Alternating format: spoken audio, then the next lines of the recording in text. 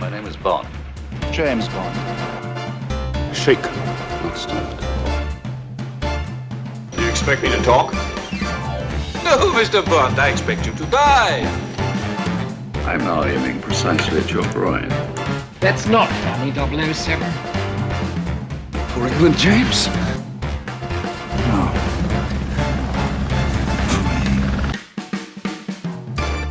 Hello ladies and gentlemen, and welcome back to Enter the BondVerse. I'm one of your hosts, Nathan. I'm joined by the wonderful and writer, YouTube extraordinaire, Kyle. Say hello. Hello, hello. And this week we're looking at the 2012 Bond classic, instant classic, Skyfall. The third outing of Daniel Craig. Skyfall, let it crumble. We actually did license Adele for this episode. It was nice of her to join us for just that few seconds, yeah. Yeah, no, it was really nice. Or she's a busy woman. Cost us $12 million to get on the episode, but you know, I think it was worth it. You know what? Sometimes you got to spend money to make money, Kyle, and let me tell you, we're not making money. Yeah, so this is the big one, right? This is like this is the one for Daniel Craig's era. Yeah, this is the people talk about like different actors having like their movie. This is one of his movies, you know. Mm-hmm. I'd say like one of five, you could say, but yes, one of five, yeah. But like it's like this and Casino Royale are like the two high watermark films, you know. Yeah, like Brosnan has GoldenEye, Connery has Goldfinger, you know. Yeah, exactly, right, exactly. I mean, just what's your roundup thoughts on the film? When was the last time you watched this? Nathan, I've never watched this movie, at least not start to finish. I know stuff about it just through cultural osmosis. Because like this movie was inescapable for like all of 2012 and most of 2013. Yeah, this film's weird because everyone like passively likes James Bond, especially in the UK. It's like just part of culture. But I don't really understand what happened in this movie that made everyone and their mum go and see it. It was not I'm happy everyone went and saw it, but this is a new Bond movie perspective, I never really understood what made this movie different to any other new Bond release that meant everyone saw it. Were people just bored in 2012? I mean, I will say it's a really good one, so like I get it from that perspective, but I do agree with you that it's not breaking the Bond mold in particular ways. It feels very much like another Bond movie. I would say that. Like, I feel like more people have seen this than who've seen Casino Royale. And arguably, I would say Casino Royale is better than this. Oh, I think I enjoyed this more than Casino Royale, actually. Interesting. I really liked this movie. I thought that this movie was a ton of fun and very good. And just very well made. I liked it a lot. I do agree with you on those counts, though. This film was directed by Sam Mendes, Kyle. It was directed by Sam Mendes. Sam Mendes, good old British director, who is he British? I'm sure Sam Mendes is British, right? Most of the Bond directors are, right? Yeah, not exclusively though. Sam I think Mendes, it was a thing for a while that they could only be British. Sam Mendes is from Reading. Reading. Accept Americans. So what we should know is, because this might kind of be a thing that we spoke a little bit about before, and we spoke about it last week with Jason Bourne. But Sam Mendes, as a director, says one of his, I don't know if he says it, but his films are just unmistakably doing it. His films are clearly heavily influenced by Christopher Nolan. Sure, yeah, we'll talk about it. not just James Bond, but his others. So, I don't know, Christopher Nolan made that movie Dunkirk about the Second World War. Mm-hmm. And then Sam Mendes proceeded to make that World War I movie in 1917. Like, that's right. There's just there's tons of little crossover things. I think his filmmaking, the way I know he's not the cinematographer, but like the way his films look, the way they're graded, I think they very often feel like he's trying to imitate the styles of Christopher Nolan. Now, I'm not giving this guy grief for that. I think that if you're going to have an influence in your professional career, you could do a hell of a lot worse than Christopher Nolan, you know? Mm-hmm. But Christopher Nolan wants to make a Bond movie, right? He's always talked about that. That's a thing, right? Yeah, that's a thing. We'll see if he ever gets to do it. He's passed up on the opportunity to do the next Bond movie, so We'll see if he ever gets round to it, because people think that he also wants to have a say in the casting of the actor. He doesn't want to work with someone else's Bond. He wants his own. So if that's true... Interesting. If that's true, we might not be seeing him do it for another 20 years. We'll see. Well, I imagine, like, Amazon wants full control over who gets cast as Bond, probably, let alone a director, right? Yeah, that's a studio decision. But when you bring on a director, sometimes they do get some sort of say, if they have the privilege of being on board for that first outing. Anyway, this movie's not directed by Christopher Nolan, it's directed by Sam Mendes. It is directed by Sam Mendes, and oh boy, when we talk about the influences of Bond, like Quantum of Solace, just like following the Bourne Identity shtick, I can feel the Dark Knight influences in Skyfall. Oh yeah, there's a couple moments in particular. It's like this is the Dark Knight. You're just doing the Dark Knight. Yeah, the Joker wanted to be captured and put into GCPD headquarters. You know, like it's all part of the plan. You know. Well, Nathan, we'll get there. We start in a hallway, which it's sort of like evocative of a barrel, but it's not actually a barrel. Blurry hallway. Yeah. Yeah, no, you're right. It's very weird. It is very, very weird. Listen, it gets weirder. This is a Bond mid-mission, and I know we always get a cold open end of a mission, but this is a Bond. Something's gone wrong. There's a hard drive that's been stolen. Bond's on the scene to try and retrieve this hard drive, but he finds an agent, a comrade in arms, Kyle, a brother, a patriot of the state, and he's injured, and he's going to die if Bond can't stabilise him. But he's not allowed to stabilise him, is he, Kyle? No, Emma's on the radio. She says no. Emma says she's overwatching this mission personally. Yep, there's a lot at stake here. This isn't just like a typical 00 mission, like any of them are typical, but there must be some sort of standard for, oh yeah, you're going to go and destroy these missiles at a base. It does. I mean, based on these previous movies, it usually seems like just gives 007 a mission, and then he's just free to do whatever, basically, to just get the mission done. She'll just get updates, but that's about it. I don't think he even sends updates. Well, you have to have the scene where he calls in to MI6, and then they're like, "Bond, get back here now! You've gone over the line." And he's like, "No." You know, so that's a thing in the modern movies because they have Judi Dench. If you go back to the earlier movies, he never reports in. I suppose you're right. Yeah, you never go back to old guy M back in the day. I suppose. Yeah. So he's got to try and stabilize Ronson, but M isn't for having it. So he has to leave. He has to go on the hunt, and he gets out onto the street, and he gets a mysterious lady field agent picks him up in a truck, Kyle. And we go chasing a black Audi. It's the witch lady from the Pirates of the Caribbean movies. Yes, Calypso. It is Calypso. Yeah. Spoilers. What's her actual Tia Dalma? Sure, I just call her Calypso. But we're chasing a black Audi through the streets of Istanbul, and we're doing some stunt work here. We've got the car flipping on its side, and our assailant gets out, and he's got the hard drive in hand, and he's got a machine pistol with double drums on the bottom of it. What the hell? How is he fitting that in the holster? Look, he's using a lot of ammo, to be fair. So you know. Yeah, he is. Yeah, he is. When you have bad aim as this guy, you've got to make up for it somehow. You know. Yeah, you're right. You're right. So Bond is in hot pursuit. He gets out of the jeep that the unnamed lady field agent is driving. He gets onto a motorbike, and then we're going to reach the rooftops of Istanbul, right across the Great Bazaar. And this is a great chase sequence on the roofs on the motorbikes. This is really we're good. Doing Assassin's Creed again. Assassin's Creed Revelations. It's the same location. That's the bazaar in Istanbul. That's where you get the bomb maker guy. That's where he works. Yeah. Mm-hmm. Yeah, I mean, this place is used for all sorts of films, you know? I think just before this movie came out, like, the second Taken movie also came out, and this is all set here as well. I think it was also in, like, From Russia with Love. Oh, they go to Istanbul. Going all the way back? Yeah. They go to Istanbul for that. I think they've been to Istanbul since as well, with, I think, Dalton. But we don't get the rooftops. Right to me.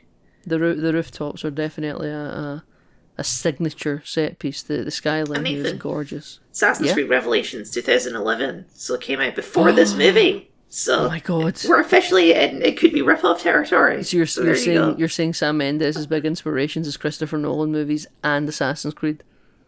Yeah, no, yeah. Okay, absolutely. Okay, listen, I won't say you're wrong. You won't say I'm right, but yeah, I won't say you're right either. But we end up like going to like a bridge and jumping down onto a train, and all this unnamed fuel agent lady had to do was follow the goddamn train, Kyle. All she had to do was follow the goddamn train. But she does to a point. She does to a point, but she can't follow it forever. And Bond is now. Well, the train eventually goes away from the road. Yeah. Okay, you're calling her unnamed fuel agent. I'm not going to keep this up the entire movie because I want to say I knew the twist about this character going into the movie because, like, it's impossible to avoid. It's been over a decade since the movie came out, right? Yes. I don't know if I would have guessed it, not knowing. Like, it's very cutesy at the end. It's like, oh, we've never been formally introduced. Oh, my name's Moneypenny. It's like, oh, very good. I don't think I did guess it back in the day. Well, the thing is, why would you? Because this character is in almost no way Moneypenny. Yeah, it's a bold reinvention. Like, don't get me wrong. I like the character. I like Eve. I think is her first name. Yeah, Eve Moneypenny. Mm-hmm. Yeah, I like her in the movie, but it's not like the same character at all. Kyle, if this movie came out today, this would be woke nonsense. Oh, it's so woke, Nathan. She's a girl boss and she's black. Oh my god. Yeah, and she's not sitting behind the desk. She's out in the field. She's shooting James Bond. Kyle, this is anti male hatred, right? It really is. You're so right. Yeah, this is misandry. But yeah, no, this character is Moneypenny, which is fun. This movie feels very much like, okay, fine, we'll put all the James Bond stuff back in the movie. Are you happy now? We've got Q back. We've got Moneypenny back. This movie definitely has one foot towards the embracing of Bond heritage in a way that the other two certainly didn't. They actually used the Bond theme in the action scenes again, which they haven't for the last two movies. They've been all like miserly with the Bond theme. I think what I like about this film is it does try and find a nice balance between the reinvention that Casino Royale and Quantum of Solace have tried to do versus also embracing some tradition that I think the first two films didn't do at all, really. Oh, sure. It's hard to remove that stuff from Daniel Craig because, like, he is such, like, a concrete but different interpretation of the character, you know?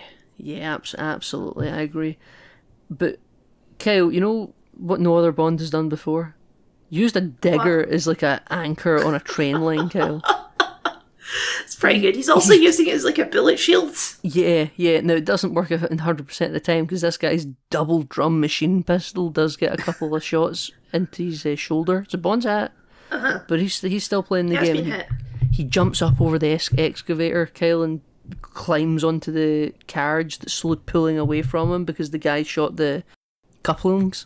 And he gets on, and he's like, sorry, just switching carriages. Just changing carriages. Good one, Bond. to all these civilians. They're very, very scared as to why the back of their train carriage has been ripped off. Yeah, apparently they didn't hear all the gunshots earlier. Yeah. No, it's very loud on a train. Very loud. Good soundproofing on that train, yeah. Good soundproofing on that train, yeah, I agree.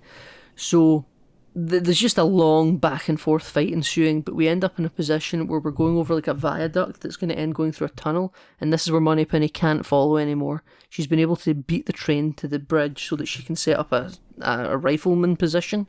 She can like have gunfire over the fight, and Bond and this guy are fighting really back and forward. They're going tooth and nail. They're ducking when they go under bridges, and then they get back up. All the good action stuff. And unlike Quantum of Solace, the action is actually edited in a way where you can follow what's happening, which is nice. Yes, it is. It doesn't, like, you don't feel like the room is spinning as this is happening. Yeah. You know, you don't feel like the camera operator is scared of getting punched. You know? You're not just shaking out of nerves. So Moneypenny's telling M, who's getting situational awareness over all this. It's difficult to explain, isn't it, Kyle? There's so much happening. Yes. She's like, they're going to go into a tunnel, I think I'm going to lose them. And M's like, shoot the assailant, then shoot the guy that stole the hard drive. And she's like, I can't, I might like hit Bond. And Bond's still fighting, you know, they're having this fight, and then the tension's getting bigger and bigger and bigger because we're getting closer to the tunnel, Kyle. And then M says the fateful line, take the bloody shot. And keep in mind, during all this fight, Bond still has his earpiece and he's hearing all of this. And Moneypenny obeys orders, takes the bloody shot. And you just see Daniel Craig go flying like he's been punched in the face because he's just been shot, and he goes off the bridge into the river rapids down below, and the guy that stole the hard drive just sails under that tunnel and he's gone. Well, I do like it because he sort of stands up like, oh, what the heck was that? Oh, yeah, I guess we'll take a good win, fall. Yeah. There's a couple of seconds there where he's like, how do I respond to this? Do I take the win? So we kind of, Em and Tanner are sitting back in London in silence, and they just hear Agent Down over the comms, and Em's pretty pissed. She takes off the headset, and that's it.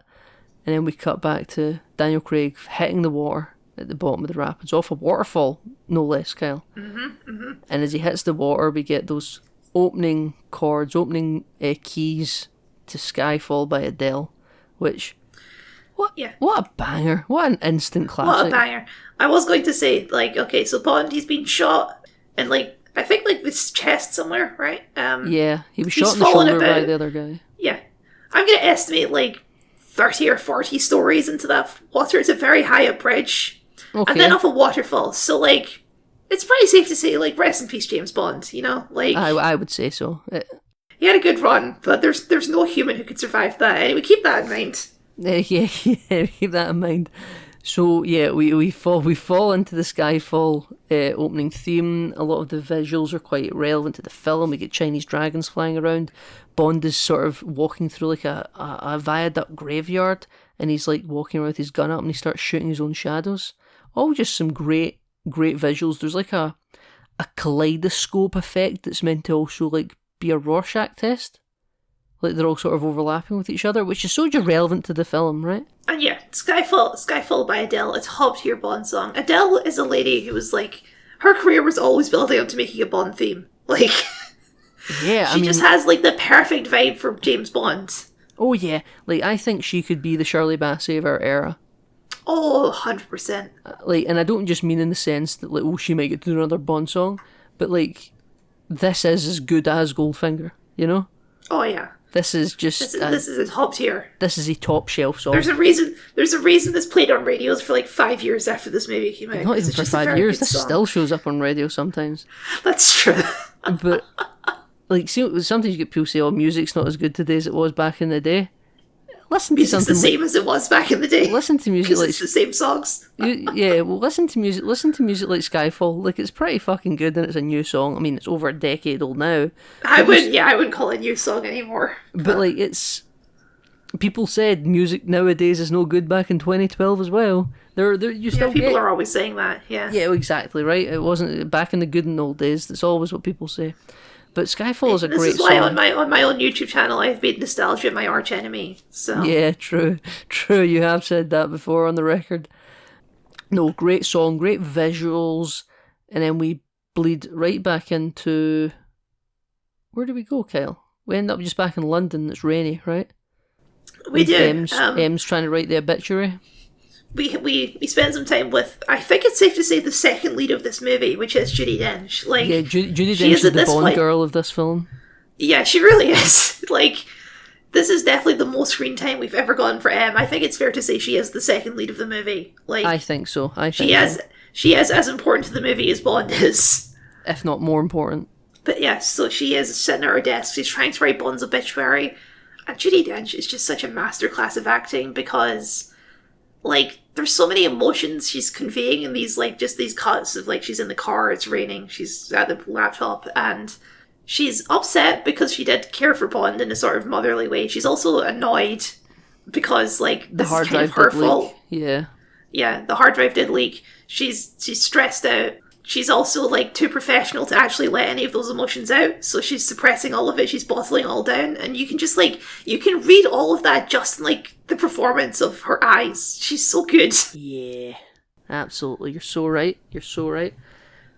But she doesn't really know what to write. She somehow gets out eventually, but she's been now taken to a committee meeting to meet the new chairman of some such committee or joint intelligence chairman.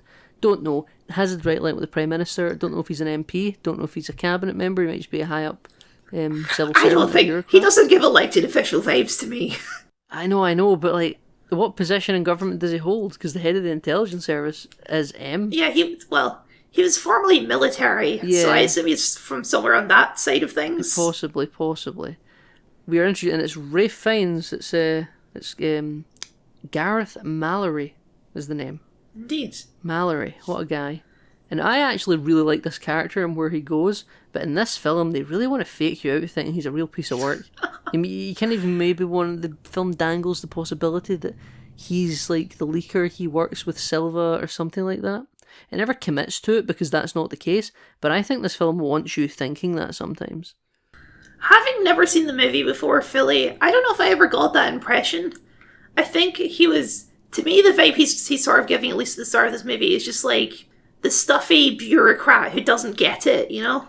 Yeah. Doesn't get what's necessary to keep the country safe. There's a bit of like I will say a bit of a conservative tone to this movie of like, oh, we need these special forces and these spies because like we always have to have the biggest gun, you know? That's kind of the philosophy of the movie. We've got to be one step ahead.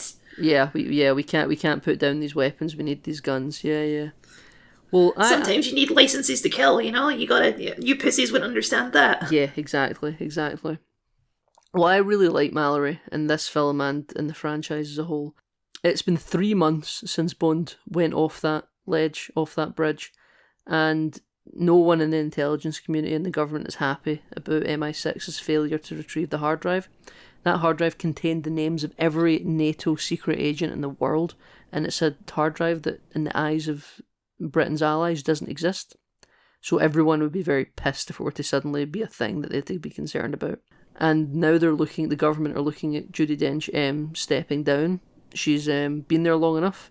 They want her to voluntarily retire in 2 months with full honour. She's sort of being scapegoated for the whole thing, which I guess it kind of partly is her fault. But but definitely partly is her fault. But like they're doing the tasteful step down, not the under the bus step down. Like she's not being fired and dishonourably discharged. They're like, we'll make you like a dame, you know, you'll be like fine. You're gonna get all the honours, but you are also ultimately being sidelined, which is what she doesn't like. And she was like, I'm not leaving this job until the job's done. Like, I've got a department to run. I certainly am not going to leave in a worse state than I found it. In a more worse state. And Mallory's like, come on, like, why are you doing this? Like, just take the honours that the state are giving you and leave. And she's like, no, I'm not doing that. But there's still a transition happening, so she will be getting pushed out at some point. So she's now in a ticking clock to kind of get the job done. And we kind of move out from here and leave Mallory in his office, and we're in the car going back to MI6 headquarters with Tanner and M, and we start getting like phone calls and laptops are going crazy, and there's little funny animations of like, you know, God Save the Queen. It's some real Nedry from Jurassic Park stuff. Yeah, exactly what it is. So we get stopped on like the bridge outside MI6 headquarters, and they're like, you can't go in, there's like something's happening, like there's blockage on the road. And apparently the hard drive that leaked is being accessed, but it's not being accessed anywhere in the world. It's being accessed within MI6 headquarters, Kyle, at M's own desk, no less. So we get stuck on the bridge, we can't get in, we look up at the building, and the building fucking explodes. Not the whole building, but like the department where M works explodes. So someone's out to get M here. This is a personal thing. Someone's out to get her. Smash cut 2. Somehow, James Bond, he's having sex with a lady on the beach. Nathan, as happy as I am to see him, how the hell is James Bond alive? I think that he didn't fall as far as you think. He fell like 15 stories. That's still enough to kill you. Yeah, but it was water. There was rapids. He hit a branch on the way down. Yeah, I know in GTA, right, if you fall into the water, you take no damage and you're fine. That's not how real life works, Nathan. If you fall into water, you take a lot of physical damage. Yeah, no, I know, because water tension, the speed you hit it at and all that, I'm familiar. It's like hitting just concrete. You remember A View to a Kill? Where, what's-his-face falls into the water over the Golden Gate Bridge? Oh, yeah. Yeah. We were to assume he died from that. I don't think this was as high as the Golden Gate Bridge, but I take your point. So, somehow, Bond survived. Somehow James Bond returned. Yeah, exactly. So we just kind of got to accept it and move on, right? He's here. He's doing the job. To be fair, like, he is made up to look a bit rough, you know, he's got some stubble. He's clearly, like, he's out of the game. He's out of shape, you know. Yeah, he is out of shape. He still looks amazing, but he's definitely not. He's out of shape by like movie standards, right? Yeah. He's not like fat Thoring it. Yeah, he's not fat Thoring it. But he's got a beard, he's got some stubble, he looks kind of... He's just a drunk now. Yeah, he's got some bags under the eyes, yeah. Yeah. And then he goes to like a bar where he must make money by like winning bets. And somebody's like, you can't like take a shot of this with a scorpion on your hand, and he does it, and so everyone goes, oh, crazy. You smash cut to the next day, and he's like still at the bar, drinking alone, and he sees on the news by, I think it's Wolf Blitzer, US news anchor, and they're like, there's a couple of real world news anchors in this movie. Oh yeah, there is, and they're like, there's been an attack in London, British Secret Service is... And so Bond's like, right, it's time to get back in the game. You know, it's time to make tracks back home. I don't even really know why he's decided to go back, but he's deciding to go back. Well, because like he cares about M as like a mother figure, right? This is the whole thing. Yeah, they get extremely explicit about it in this movie. Yeah, he was just being broody and pretending to be dead for 3 months. He was brooding. Yeah, he's like pissed, but he doesn't like actually want M dead. You know, so. There's a difference. Yeah, you're right. So yeah, he shows back up in M's house. Oh, no, so we cut to Judi Dench looking over the corpses and coffins and Union Jack drapes of everyone that died. Uh-huh. This film really does loom large with the weight on Judi Dench's shoulders, M's shoulders. Like, everything's going to shit. It seems like she feels responsible for it, and the whole film is just sort of aura farming for M. Well, I mean, she is responsible for it. That's kind of part of the movie. Yeah. It's like she's not a perfect person and has made mistakes in the past, you know? Yes, you're right. So when we're looking at this, like, she's just standing there looking over all these Union Jack draped coffins, and she's like, you know, I got these people dead, I got them killed, it's my fault. Well, I mean, not entirely wrong, Judi Dench. Not entirely wrong, M. But, you know, to be honest, I think there is a version of this movie you could play where, like, M is a villain, right? Like, oh yeah. I think, you said in your notes later, she gives, like, Halsey vibes at certain points. Yeah. And I do think that's accurate, of, like, she's, like, uncompromising in, like, a sometimes dangerous way. Yeah, because she's, like, orphans make good recruits, you know? Mm-hmm. And, I mean, she gave over Silva, as we'll find out later on. She gave over Silva, she'd take the shot at the beginning. Yeah, she's, exactly. She's dangerously cold-blooded. Yeah, exactly. But the government want you to take the she's incompetent line. It's not that she's incompetent. It's that maybe she's just too ruthless for the job. But the film, this film isn't about shitting on the legacy of Judi Dench's M. So we're not going to lean into that. But that is definitely a take that you could have. It's definitely the take Silva has over anyway. Uh-huh. But so we go back to her house, and she goes to pour herself a drink, and there's a man in the shadows. And yeah, it's a throwback to Casino Royale.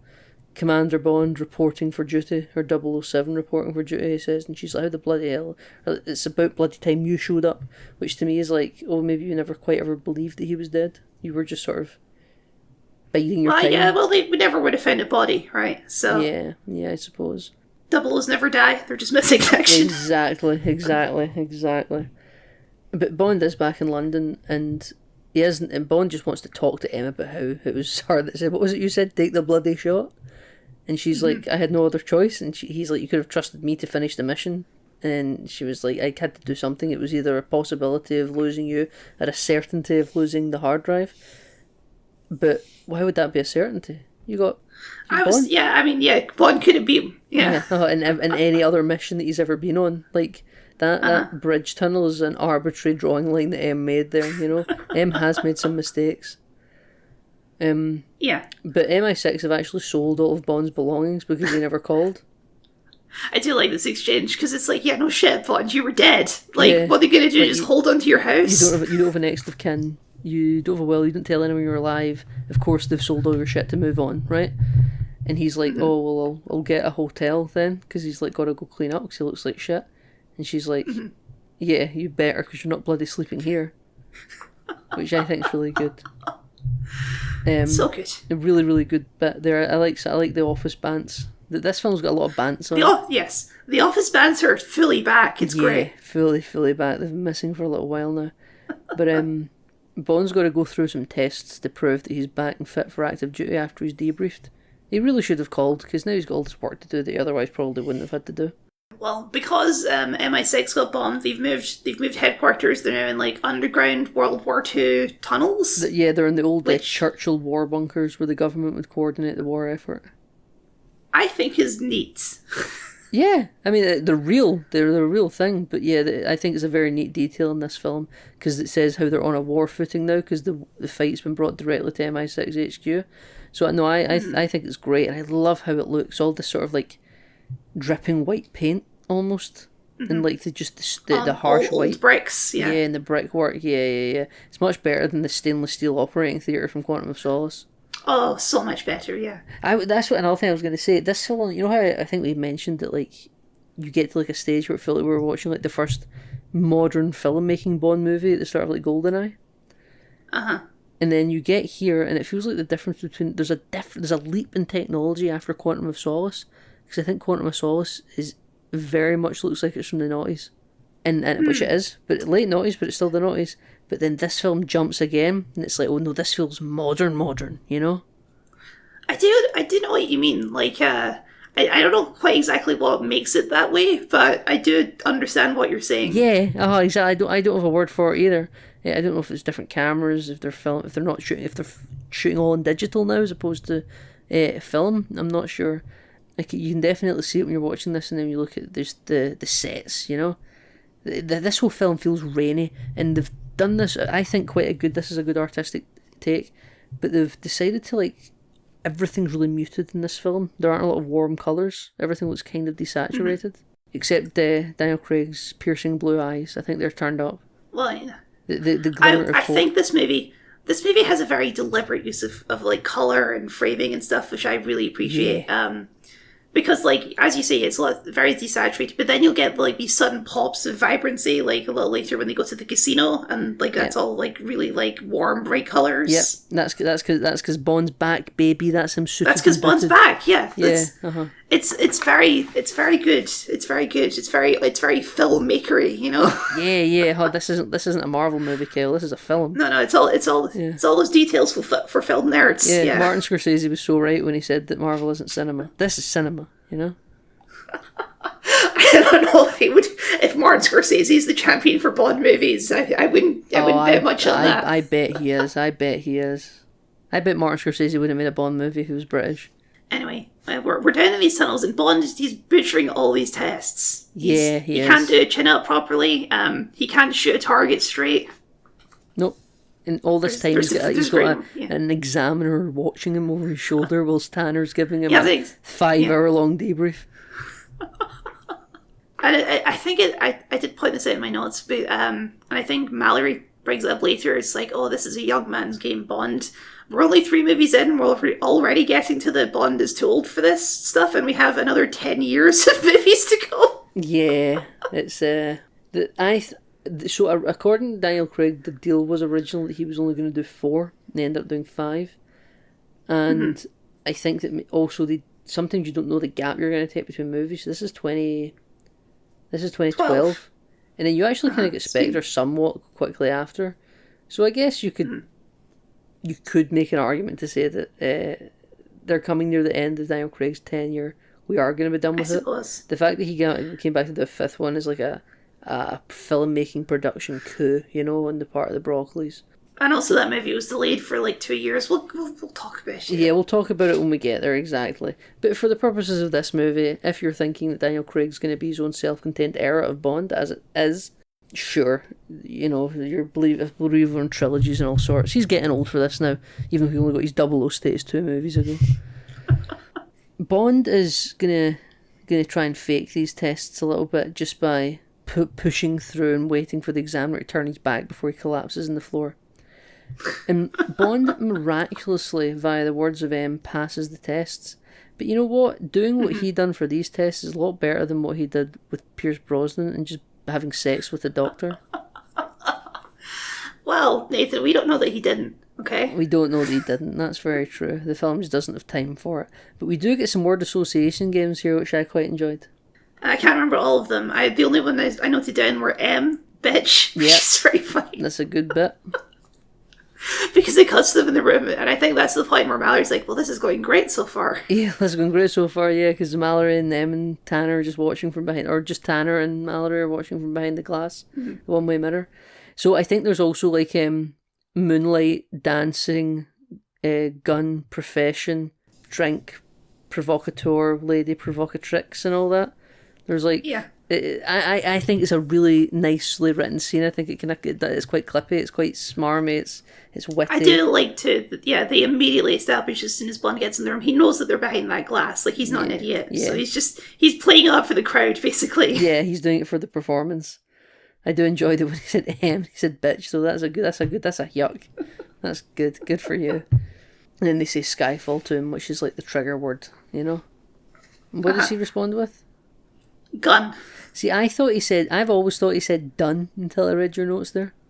Like I thought it was gun. Okay. Maybe that's I've never watched it with the subtitles enabled, to be fair. But I've always thought he said done because for him it's in his past, and when he says he stands up and leaves the room. So done, you know? Like he's done with this. He could have said done, but I don't understand the relevance of him saying done. Probably should have checked. Whatever. Probably should have. It's okay. But Bond goes to cut out those bullet fragments from his shoulder from 3 months ago. But it's weird that whatever doctor he went to that patched him up didn't do that. But yeah, shitty doctor. Maybe he's worried it will cause more damage trying to remove it. Though Bond apparently could do it. But we learn a little bit later that apparently these are depleted uranium shells. Yes, they're depleted uranium shells that, had they been a little bit more refined, probably could have actually killed him. And only a few select assassins used them, including the one that done Bond in. And we find out there's a man named Patrice, and we're tracking him, and currently we think the CIA believe he's going to be in Shanghai in a couple of days, so that's where Bond's going to get sent. But before he goes there, he's going to get reintroduced to Moneypenny in the office, and they're going to have some bants about how, like, next time you're allowed back out in the field, give me some warnings, and you're actually suspended from field duty right now because you shot someone called James Bond, you know? But these are classic office bants. It is some classic office bants, Kyle. But she is apparently currently assisting Mallory in the transition team. So she currently is Team Mal, okay? Keep that in your head. But Bond hasn't met Mallory yet. So we have to go into a briefing room with M and Mallory, where they do meet. But just before Mallory comes in, Bond is sitting like he's at M's desk at the principal's office. And he's like, everything in this building, everything in the MI6 HQ got blown to Kingdom Come, and that bloody thing survives. Because earlier on in the movie, we get a shot of this little ugly Union Jack draped British bulldog that sits on M's desk. Yeah. And it's the one thing that survived the explosion, and Bond just hates it. Which is a good little setup for later on. But Mallory does say there's no shame. She says, I've always valued your interior decorating input, Bond. Yeah, she does say that. But this is the bit where Mallory kind of is like, there's no shame in admitting that, like, you're past it, it's a young man's game and all that. And then M says, you know, it's until further notice, though, it's still my job who decides what agents operate in the field. And he passed the tests, you know, so it's fine. Mm-hmm. So Bond needs to go to an art gallery to meet up with Q, whoever Q might be, to get set up with his gadgets and his plane tickets before he can go to Shanghai. Well, after he leaves, we get a little scene where Bill Tanner's like, there's no way Bond passed those tests. And Mem's like, no, he didn't. No, he didn't. She faked them. She faked the tests. Yeah. I don't even know if she faked them. She probably just fucking lied on the result card. Because it's not hard. I guess so, yeah. The examiner, the auditor, he just submits the results to M, and it's M's decision whether or not she wants to care about those answers. I suppose so. But he did think that he scored a 70, and Silva says later on that you only scored 40. So apparently, he did underscore by quite a bit. But Bond's going to go to an art gallery. And yes, and then this chipper young lad sits next to him to talk about the paintings. He's still got spots, Kyle.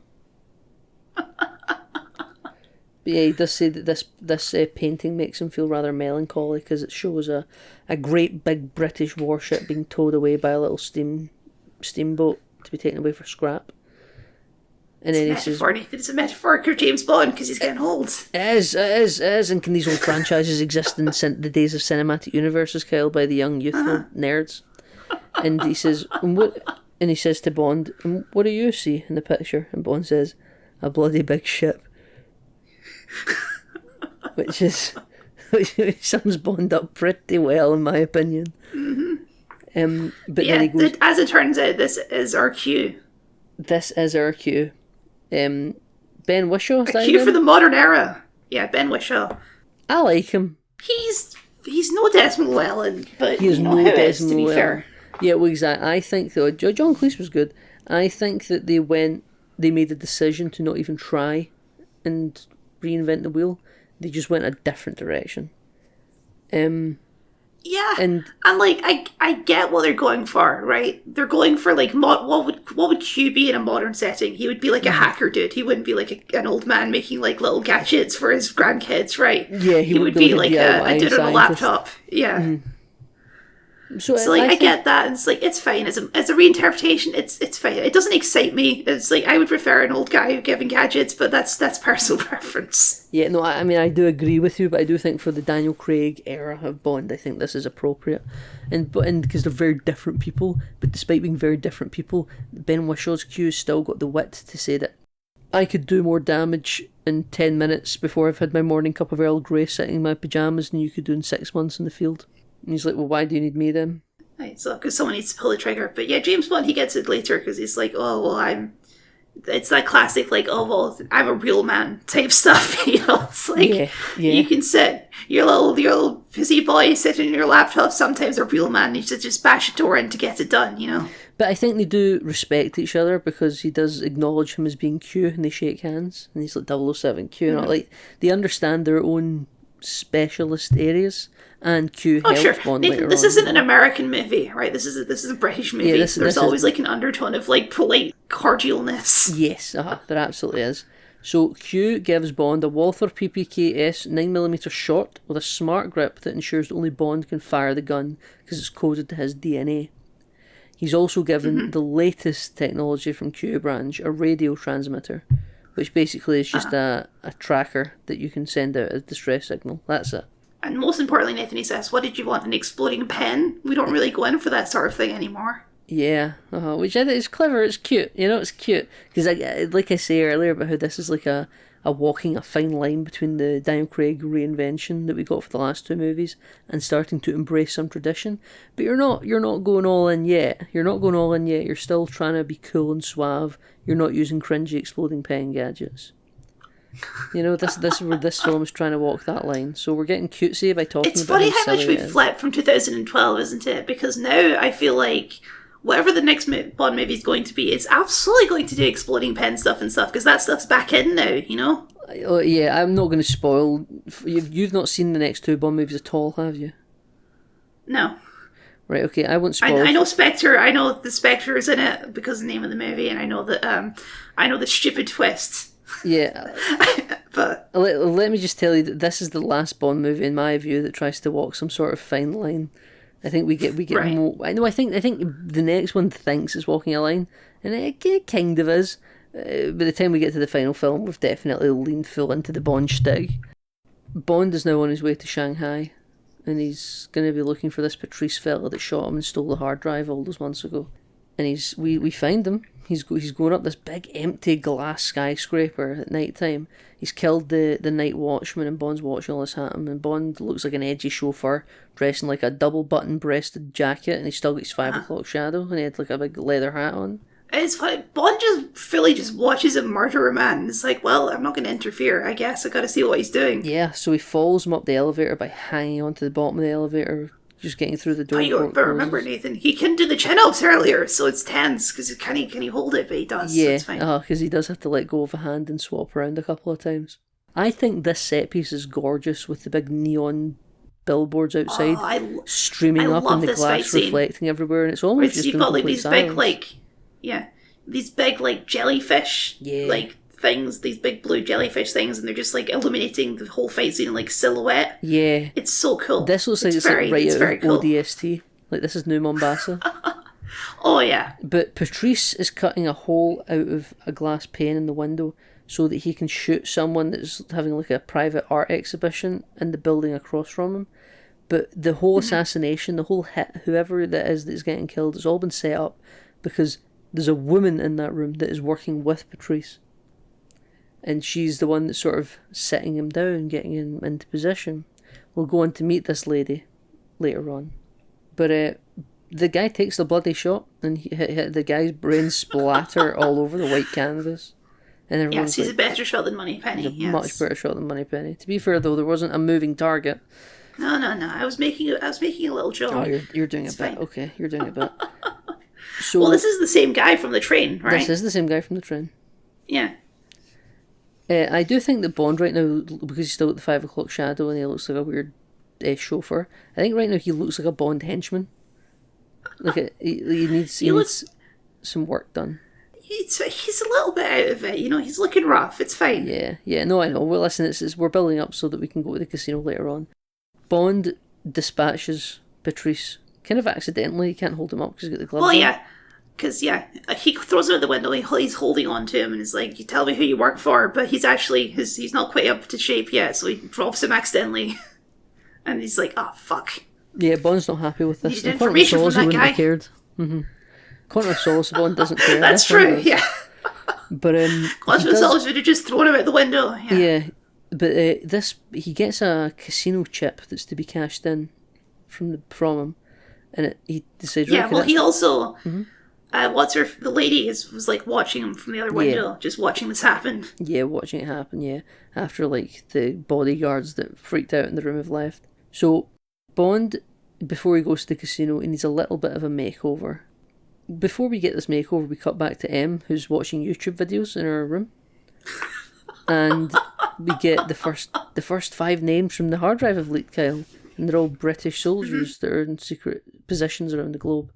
So M calls Tanner, it's like, you got to get them out. Like, that's the name started to post, and whoever's doing this, Kyle, is going to be releasing 5 names every day or something like that. Why are we drip feeding these leaks? Why aren't we just dropping them all at once? I'm confused here. Short answer is because Silva is the Joker, and he's just doing all this for fun, right? Like, I don't think prescribing logic here is really the answer. Yeah, no, I suppose you're right. We cut back to Bond, and he's having a shave. And he gets a knock at the door, and it's Moneypenny. She's here to give him an in-person briefing for some reason that is not necessary, because apparently Q's too scared to fly. I found this quite confusing at first, but it does make some sort of sense a bit later. The film does try to explain it a little bit. I don't know how successful it is at that. But basically what we're told here is that Q was too scared to fly. She's come in the place and is to say about the fact that the names have now leaked. This totally could be a phone call conversation. But then we find out that really she might be here because she's spying on behalf of Mallory, because he is interested about how this mission is unfolding. He has lots of doubts about Bond's ability to perform in the field. And apparently Moneypenny is team Mal. As mentioned. At this point in the film, though, we don't know this is Moneypenny. If we did, we wouldn't have any questions. Yeah, well, she does say also, like, he's not actually just like a stuffy suit guy. He was in the he served in the military. He's seen action. Yeah, he was like a lieutenant colonel or something in Northern Ireland, and he was captured by the IRA for like 3 months or something like that. Like, this guy knows. She's given the Mallory sales pitch. Yeah, he's not that bad. Yeah. Maybe if this guy became him at the end of the movie, it would be so bad. Yeah, it wouldn't be so bad. Yeah. So that's really why she's here, is to keep tabs on Bond for Mallory. But she's kind of like giving him a straight razor blade shave during all this. Like, this is their... It's a very sensual shave. Yeah, this is their blocking for it to make the scene more interesting, as opposed to 2 people just sitting in armchairs having a discussion. She's giving him a straight razor blade shave during it, and it is very sensual, and he's looking down at her cleavage, and they're kind of soft. He starts unbuttoning her shirt, and then she stops him. He's like, yeah. No. However, I'm convinced, based on they speaking about later on about how it helps to have multiple pairs of hands, I think they slept together, actually. The film doesn't explicitly I feel like they leave it. Yeah, I guess they leave it vague on purpose, because like the whole thing is that they never sleep together in the original movies. No, I think they're definitely playing it to be cheeky, but they just, in my opinion, they lean into it too much with the suggestiveness that they did do it, that I think they probably did do it. Yeah, this Moneypenny doesn't give the vibe of like she wouldn't, like like the other Moneypennies, like they kind of know better. Is the vibe they give? Yeah, apart from the Timothy Dalton one. Oh, yeah, that's just because she can't act. Yeah. But, yeah, I suppose so. Right until this moment, I completely forgot that there was a third Moneypenny. I was thinking the first one, and then Samantha Bond. Yeah. You're totally thinking forgot there was Louise another one in there. Maxwell, Samantha Bond, and then now we have, her third. No, yeah, this is Moneypenny number 4, Kyle. Or 5, if you count Never Say Never Again. There was a Moneypenny in that as well. So there was, yeah. Oh, God. See, the information is slipping through our fingers. We're off to this casino, and it's a gorgeous set location. It's a casino in the middle. I'm sure of it's a real place. A river or a lake or something. It's casino in the middle of the lake. It's all lit up. There's like all those paper lanterns all around it. It looks like a fairy tale location. Bond comes in via traditional like little rowboat that someone's moving for him. He's standing at the front, dressed to the nines. He looks incredible. Do you know that Daniel Craig has 2 different... probably all Bond actors do, but Daniel Craig has 2 different kinds of suits. I do not know this. So see for these like static shots where they just want him to look good, they give him smaller suits that are really tight, that are like kind of form-fitting, but you can't actually do any like action in them because they would just rip. And then he has like slightly larger suits that give him more flexibility in an action scene. So this is one of his like skin tight muscle suits just for the static shots. And then when they cut to like the interiors of him doing like the walking and the talking and the fighting, he has a bigger suit. They're still all tailored, but one has like no flexibility in it because you're just meant to look good for static shots. A lot of work goes into these, you know. So he gets off the boat and the Bond theme's playing, and this is where you mentioned the saturation. You know, it's turned up. It's not such a cold film.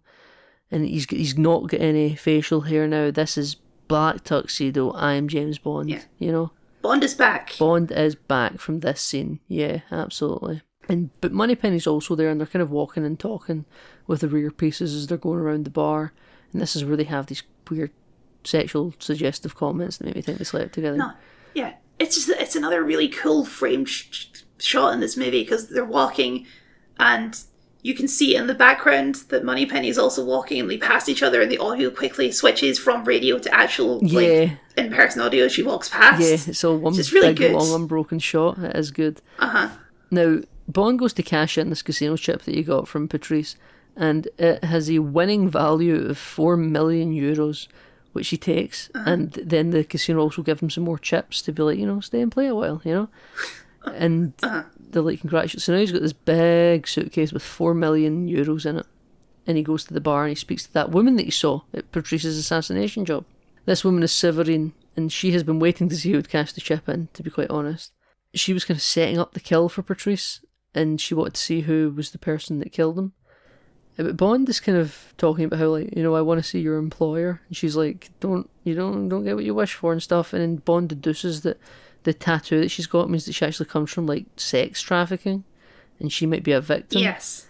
But then, like, these bodyguards aren't just here to protect her; they're here to also make sure she stays on message. But he does a real like Benedict Cumberbatch Sherlock thing. Yeah, where it's like, oh, I saw like I can see by the way you glance at the security guards that you're actually watching them, and you're worried about what they think of you, and you carry a gun and all this. Yeah, he does some real Sherlocking. Yeah, you got a Beretta on you and stuff like that. So she says, here's where my ship is. It's called what's it called? Oh, I don't know. Emperor Philippa Georgiou's big dreadnought ship. No, her big dreadnought ship. Oh God, Destroyer Ultimator. I don't know. Yeah, Severin's ship's called the Destroyer Ultimator. Yeah.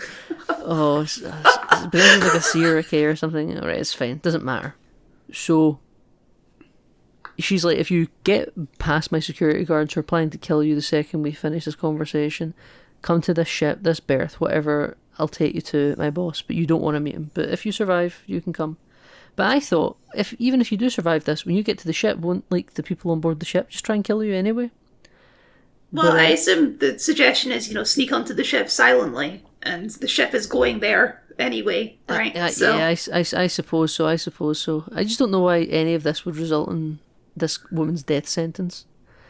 But how any of it wouldn't result in her death sentence? You mean? I just don't know why this is resulting in her death sentence. Like, hey, I brought you a secret agent. Like, here you go. And apparently apparently Silva wants caught anyway, so wouldn't Bond coming be like amazing? Like why is any of this like a problem, you know? Because he's the Joker, Nathan. Well, yeah, yeah. This is the answer to like so many questions about Silva's motivation is he's insane and he's doing it for fun. That's like his whole motivation. That's a real catch-all answer to any problems with his plan. I think that actually a lot of his like dressing is Jokerish, but I do believe he's a genuine motivation that he wants to kill M.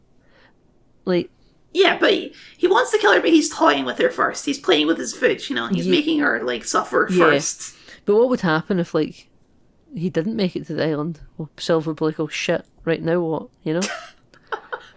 But I guess it worked out because he's the Joker and it's a movie. Okay.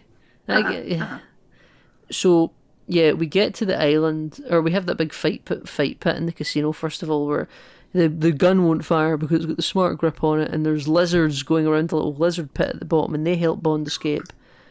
But Bond makes it to the circle of life, Nathan. The circle of life, apparently. Okay, whatever. But also, Moneypenny bashes one of the guys' heads in with the $4 million. Yeah, the €4 million. So she does do that. Moneypenny does get involved.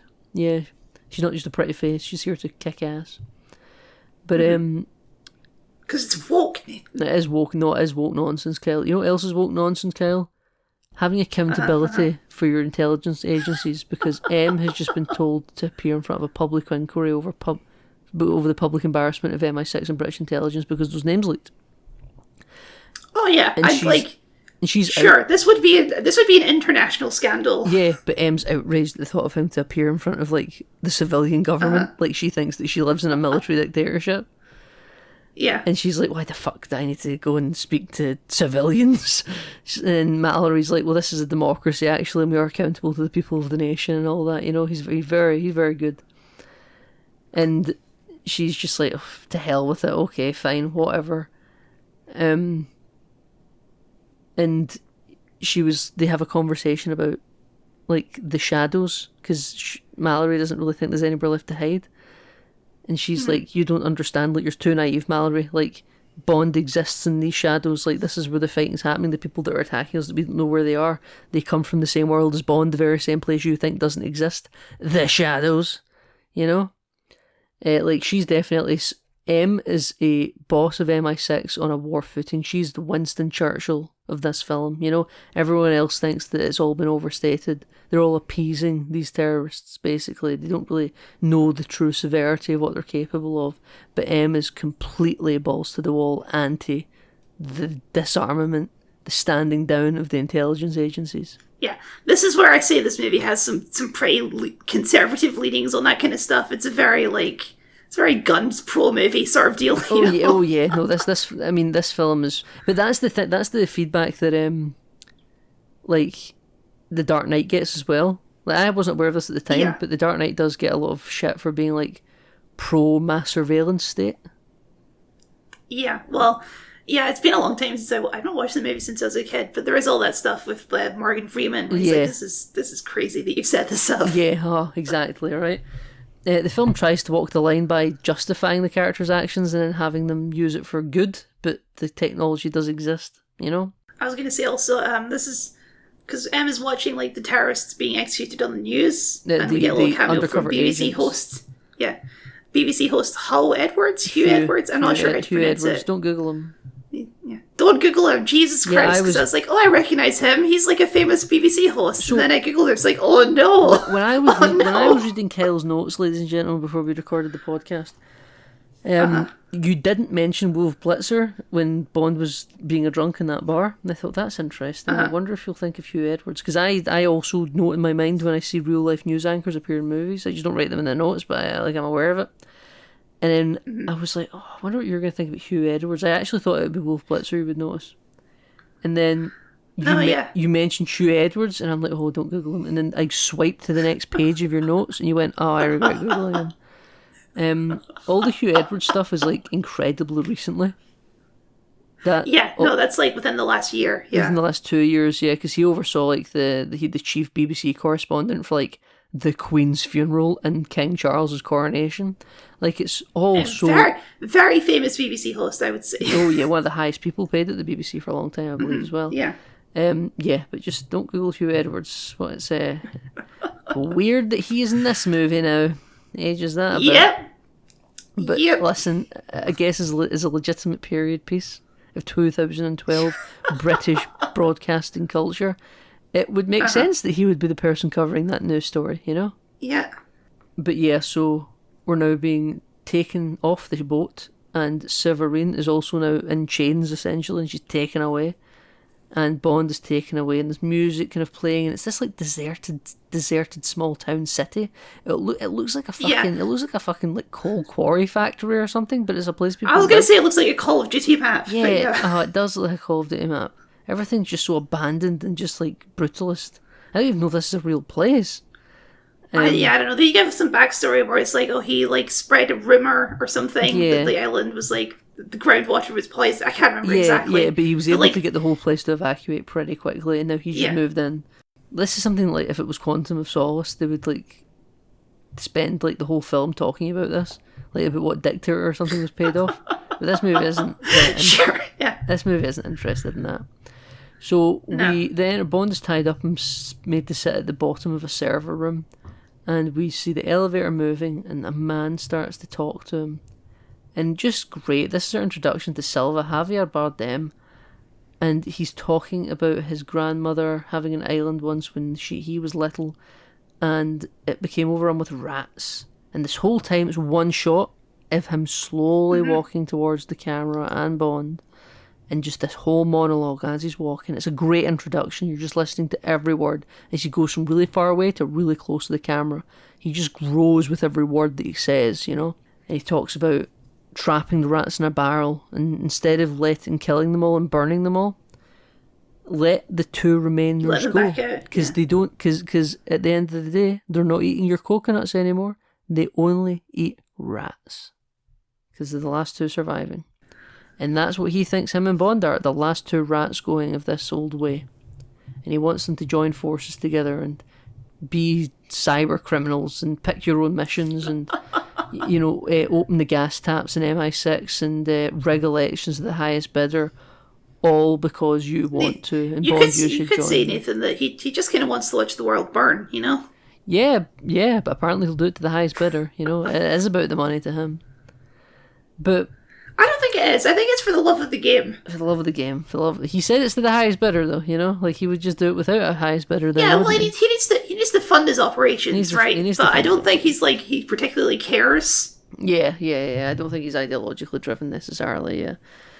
Silva sits down right across from Bond, and, you know, Bond's like, oh, I couldn't do that, you know? And he's like, why not? And he's like, well, it's totally got nothing to do with my pathetic love for Queen and country and all that. And he talks about the woman M and these little idiots at Q Branch, whatever they cook up, you know, and their little gadgets and stuff. And then he tries to like flirt with Bond to like make him uncomfortable. And he's like, you're trying to get your training to like prepare you for what to do right now, but this will be your first time. And he's like, who says it's my first time? So bisexual Bond confirmed, Kyle? I would say so, yes. Woke nonsense. It is woke nonsense, Nathan. But I agree. But Silva does proceed to tell Bond that M is a liar and she always lies. And he would go, did she tell you passed your fitness exams? And he went, yes. He went, no, you didn't. Here's what you scored. She just lies. She knew that you were unprepared to face me, but sent you into the field anyway because she doesn't care about you, you know? But they go for a little walk around the island, and he gives Bond a shot of Macallan 50-year-old Scottish whiskey, right? Very nice vintage, apparently, because Bond just necks it. But then he's given a flintlock pistol, and we see Severine that's tied up and beaten. To be fair on the whiskey, right? Bond's an alcoholic. He'll down it, whatever it is.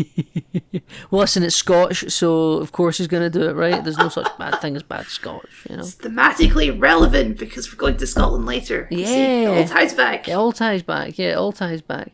So he puts a shot of this whiskey atop Severine's head, and he's like, shoot it off her head, we'll take turns. And Bond can't do it, he's just shaking so much, and he's like, look at you, you thought you were ready for this, you're awful. And he takes the shot, but he shoots it off to the side, and then Silva's like, my turn. He takes the shot, immediately just kills Severine. He doesn't care about the whiskey, and the whiskey just smashes on the ground and spills. You get a pretty horrifying like shot of like her feet kind of twitching after it. Like, it's quite haunting actually.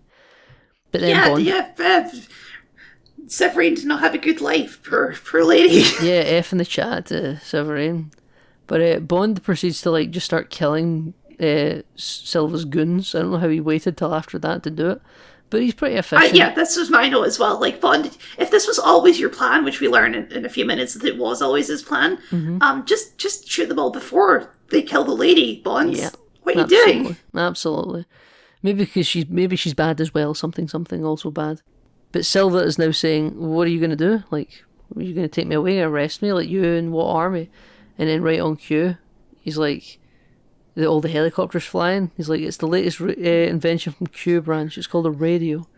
And the Bond Sting kind of plays the little guitar riff of the Bond theme. And we're now going to go right into London. We've got Silva. He is contained. He is in a glass cage of emotion.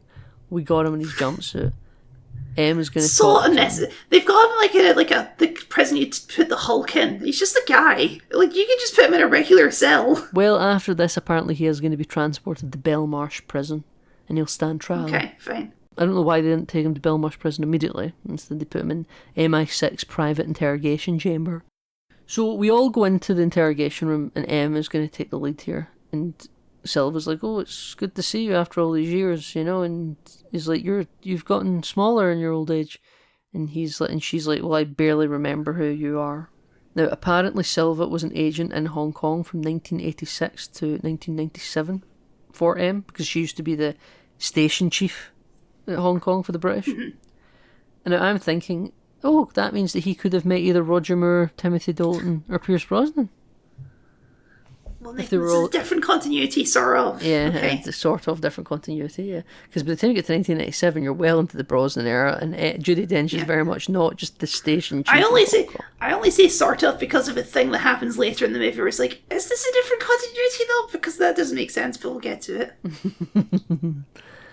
But we kind of have a back and forth, and Silva talks about his trauma, because he feels betrayed by M because M let him get captured. And he had to activate his cyanide capsule to kill himself to be loyal to the state, and it didn't even kill him, it just disfigured him and gave him immense amounts of pain. But it says, like a disease, life clung on to him and wouldn't let go. Yeah, it sort of gave him scars, and he sort of explains how he got those scars, you know? Oh, yeah, you're doing the thing. Well, he takes off like a mouth guard faceplate he's got inside his mouth, like in the roof of his mouth. Uh-huh. And I thought it was like a pressurized mask, because his face just sort of caves in when he removes it, and one of his eyes just gets all weird, fucked up. Yeah, and he's got like rotted teeth. He has this thing he puts in his mouth that sort of perfectly reconstructs his face so that he just looks like regular Javier Bardem. Yeah. Actually, he looks like a weird, like, deformed zombie man. He actually looks a lot more like Captain Salazar from Salazar's Revenge when he takes it out. He does look a lot like Captain Salazar from Salazar's Revenge. Yes. So he's told that he's going to go stand trial for what he did. He's going to go to Belmarsh prison, and M will never see him again. And he sort of just laughs and giggles and puts his mask back on and just sort of sits there. And then M talks to Bond a little bit when they leave the room, and says that his real name was Tiago Rodriguez. He was a brilliant agent, actually. But he started operating beyond his permit. He started hacking the Chinese. The official Hong Kong handover was coming up. She didn't want anything to go wrong. He was getting too bold. So she gave him up. Basically just let the Chinese have him, and they got 6 agents in return that were in Chinese incarceration already.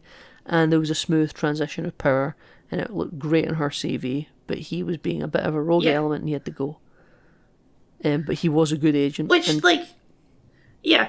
it's basically her admitting, he's kind of right. I did fuck him over. Yeah, but I had good reason. I had good reason, because I always do, because I'm M and I can justify anything. But yeah, that's it's just, she's a very compelling character that way, because she's very uncompromising in a dangerous way. As she said to Pierce Brosnan once, she does have the balls to send a man off to their death. You know? But we are sort of taken into the position here where we do start to think, oh fuck, you have caused a shitstorm here, haven't you? She also does tell Silva that his name is on the wall of, the memorial wall at MI6 HQ, and it will be struck off because you've killed people that work there, and no one will remember you. But Q during all this is trying to hack Silva's servers because he's got his laptop, and that all backfires. Because he's an idiot, he plugs in a Rogue laptop into the main servers of MI6. Yeah. So it all backfires, and when they eventually get into it, it sort of reverse hacks them, opens all the secure doors in the building.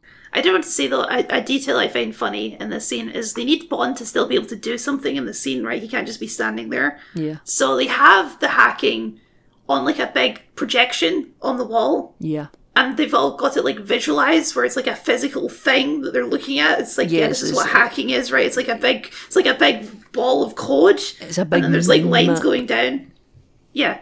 And then Bond's like, hang on, pause it there. And then, like, scroll it up, and then it says a word. I can't remember what the word is. I think it's a train station, right? Grand Borough. Yeah. Which is, apparently it's an old tube station on the Metropolitan line that's completely out of service. And if you use that as like a context key for the map, it just unlocks everything, and it becomes a map of the London Underground. So that makes me think that Bond is like he's a tube nerd. I just thought it was like, it was so apparent to me that, like, okay, we need to explain how Bond is still relevant in this scene. So have it be like a big visual thing. It was all backfilled from the idea that Bond needs to be like the centerpiece of this scene. Oh, yeah. Because real hacking, it would just be like Q at the laptop, just like clicking a mouse and like dragging stuff over. And it would be extremely uncinematic. You can't have Bond become the Will Riker of the scene. I think other Bonds may have. I think if it was Pierce Brosnan in that room, he would just be played as the Will Riker, where he doesn't have a clue what's happening. He just asks the obvious questions to keep the audience up to speed. Yeah, because there's the scene where he's talking to like Wayland and the keyboards in Chinese, and he's like, "Okay, you do it. I can speak Chinese." Yeah, you're right. Bond has now got to go to Silva's cell because all the secure doors have just opened up, and he's gone. The guard's unconscious, and they were chasing him through the tunnels. Because remember, this is all in the war bunkers, and it's all mapped out. Apparently, Silva wanted to get captured for some reason. He gets to a train station, and someone's dropped off like a police officer's uniform for him. He gets dressed up as a cop, and Q is tracking Bond this whole time, trying to see where Silva is by looking at CCTV. Silva ends up on a tube train, and Bond's like, do I get on it or not? Do I get on it or not? Do I get on it or not? And then he's like, but as the train's leaving, Q's like, Bond, you need to get on that train. So Bond throws himself at the train, and then as it disappears into the tube tunnel, an old couple are watching him, and he's like, he's keen to get home. That's your British bits. knee slapper. Mm-hmm. Yeah, we're doing bits here. But it would appear that this is all Silva's plan, because he's on the way, and Bond deduces this by looking at the map on the train of all the stops, and this is taking you really near where M's in that inquiry meeting with the MPs. But yeah, this is all intercut with her at the inquiry meeting. We should have mentioned. Yeah, this is, and they're really giving him a hard time. Yeah, it's mainly this lady at the front is just giving a bunch of shit. Yeah, for she's very being much. spy, There's no basically. doubt she's a Conservative minister. In these inquiries, usually it's a cross-party thing. Oh no, I think she's supposed to be like a bleeding heart liberal. No. Isn't she? Oh no. This is a woman that's looking to give it because she's too posh. She's far too posh. And they said that she was a minister. Unlike the current head of Labour, who's a lord. That's not posh at all. His dad was a toolmaker, Kyle. His dad was a toolmaker. That was a very funny joke if you're in tune with British politics. See if there's a British politics nerd that listens to this podcast, Kyle. See, when I said that, they'll have laughed. Promise you. Sure, okay. But, yes, I think this is a stubborn Tory, because she was also a minister, so she was definitely a member of government, not just a backbencher.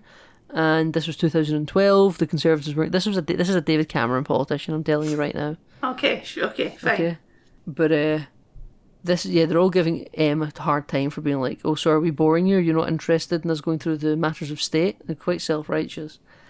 And she's like trying to deal with like mission parameters because Silva has escaped and we've got to secure Em. And Em's like, I can't just leave this meeting right now. This won't look very fucking good for like our department and our jobs and our like position in society if I just get up and run. And then Bond, as he's getting closer, and Silva's getting closer, and then we blow up a tube, and then a train comes sailing through the hole in the tube network. This is the part where Silva's plan becomes absurd. Like, he had these bombs set up ahead of time and timed so that the tube car would come down and crash down. To what end, Silva? Like, Did you know that you were going to lure Bond all the way into this room? Yeah, because the whole time you were losing. If he hadn't got on that tube train earlier on, you would have lost him. Maybe he has lots of different contingency plans in place for the route he's taking. Oh, sure, okay. And there was a bunch of different plans that we actually never saw executed because it wasn't required, you know? Sure, I'll accept that. So, the thing about all this, though, is, like, so it all builds up to he runs into the room and he shoots up the room and dresses a cop, which, the main thing about this is he didn't need to be captured to do that. He could have just done that. He could have just done that. Now, what you are not missing out here, Kyle, is the fact that Judi Dench's husband, Mr. Sir. Oh, that's right, yes. He's died between movies. Yeah, she says her late husband did a thing. I guess her husband's dead. He was a fan of poetry, and much against her better judgment over the years she's picked up some of it.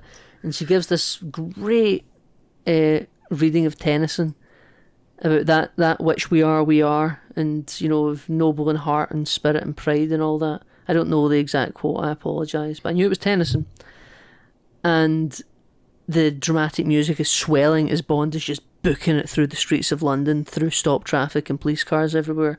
And there's like, it's just Judi Dench narrating this about a hero, basically. I need a hero, that's what she's singing. And it's muted while Silva is also showing up with his two cronies, and they're killing real police officers as they're going through the public inquiry building.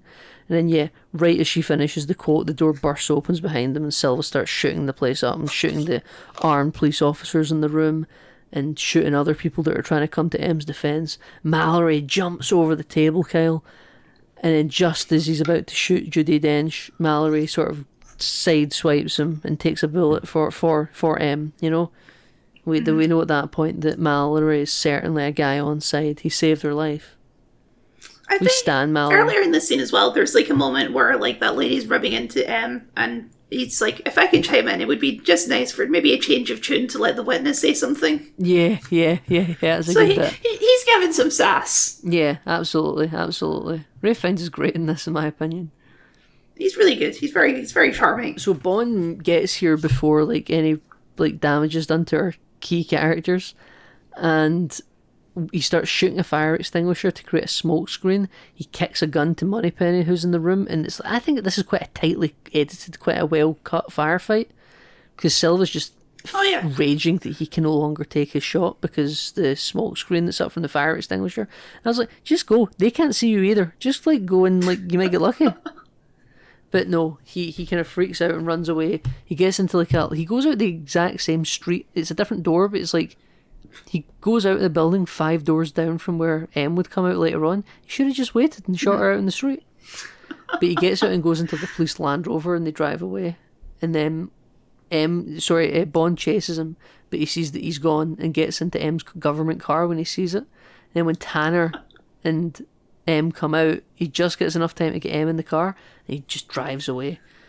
And Bond... There's a shot of Tanner just standing there like, what the fuck? Yeah, what just happened here? Yeah.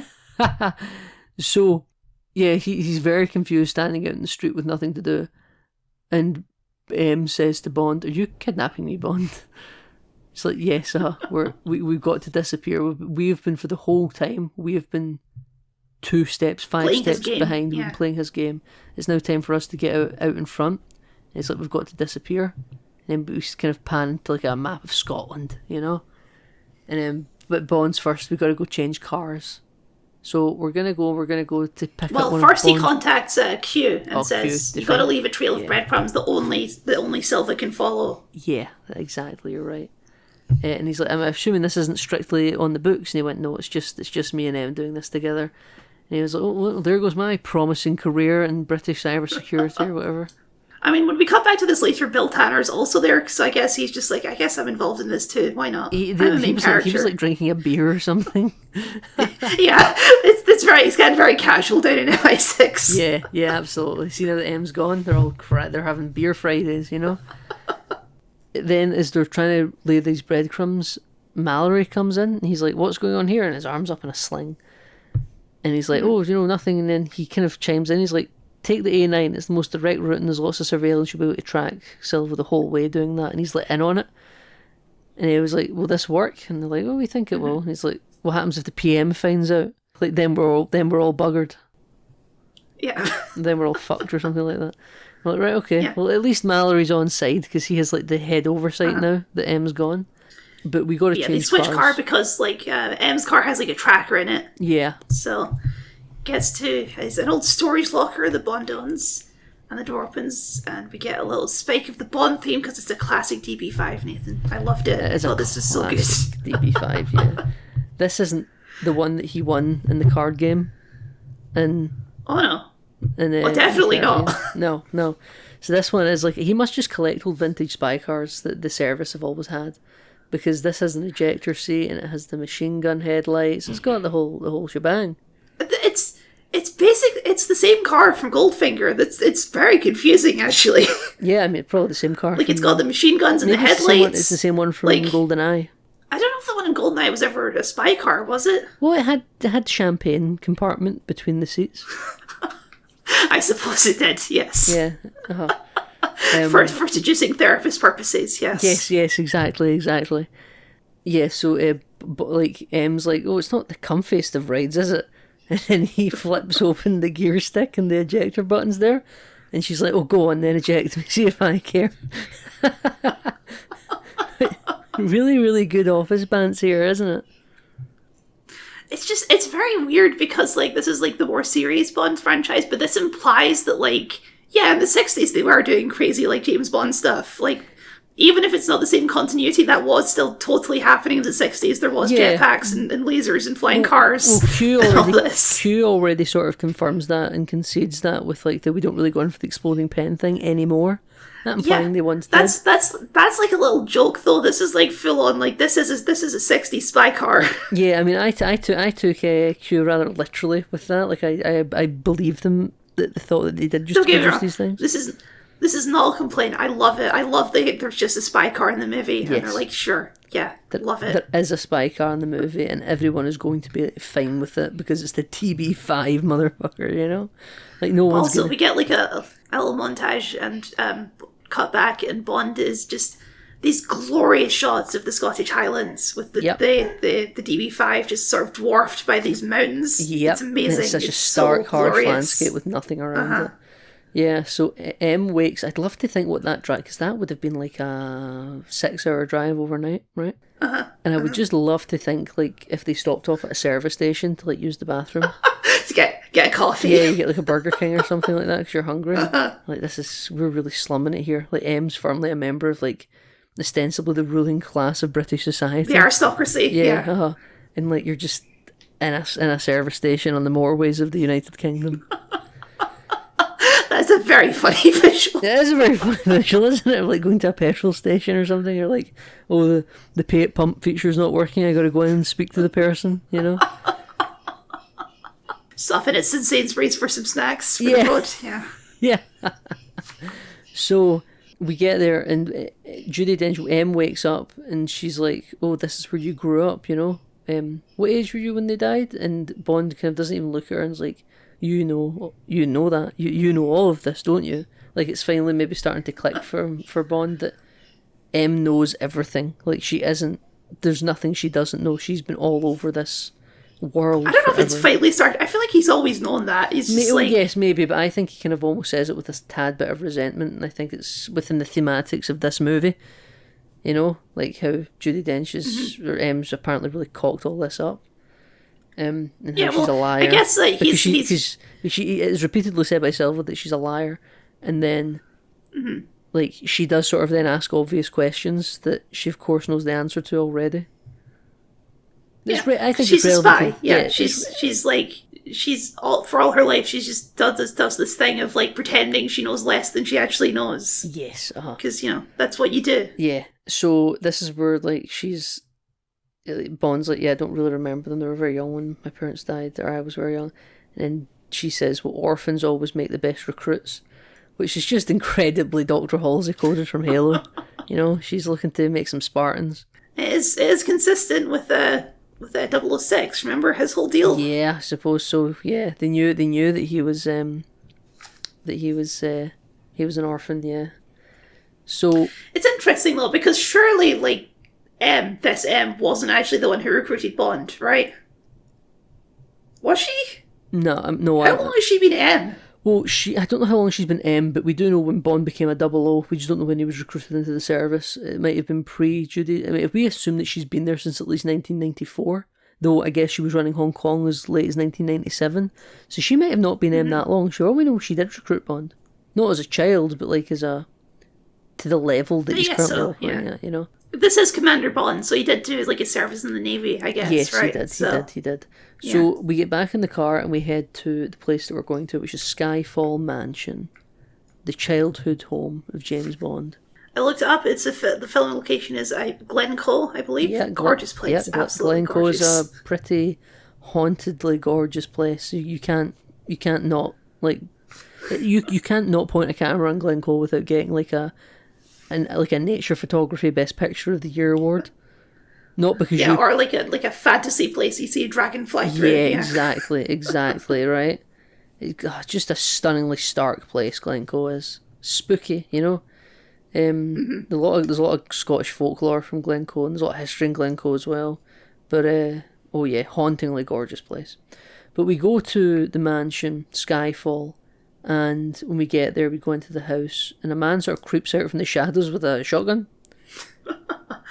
And Bond recognises him and goes, "God, you're still alive." And he goes, "Oh, James Bond, nice to see you," and all that, and they share a little embrace. And this apparently is the old gamekeeper of the house that was the gamekeeper when Bond was a boy. His name's Kincaid. He's a thoroughly Scottish aristocrat by the looks of things. He's got his tweed cap and his big jumper. Yeah, and he's got his tie and all that on. Yeah, he's got his beard. And he brings M over and he goes, "This is Kincaid. He was the gamekeeper." And then Kincaid would go, "Hello, Emma." And I loved that he would call him Emma. It's so silly because I don't really think he knows quite what Bond does. Well, no, there's a little bit later where he's like, trying to teach Bond how to shoot a gun, and then Bond effortlessly does it. It's like, what did you say your job was again? Yeah. But they don't have much in this house anymore because when Bond was faking his own death, they sold everything, which is true, I suppose. But they didn't sell his dad's rifle. It's got AB engraved onto it. And a fun fact about this Kincaid, this character. Originally, they considered trying to cast Sean Connery in the role. Now, Sean Connery was long since retired from acting. Yeah. Now, I'm also happy. I think I would have loved that. I think that over time, the impression of that would have sank in and you would have just accepted it. I think it would take me out of the movie. And I'd be aware. Because we've already brought back the spy car, it would open up an endless well of questions. It's like, well, is this James Bond? Is this original Sean Connery James Bond? Yeah. You know, is this his car? Exactly right.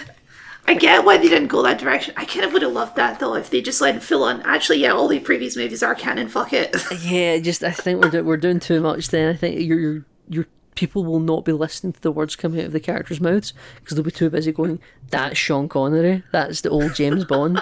Like that's with the bit where everyone in the movie theatre starts whispering to each other, you know? Like you immediately are disengaged from the film. I think it would have been too much in my opinion. It's a nice little brain teaser, but a bit much.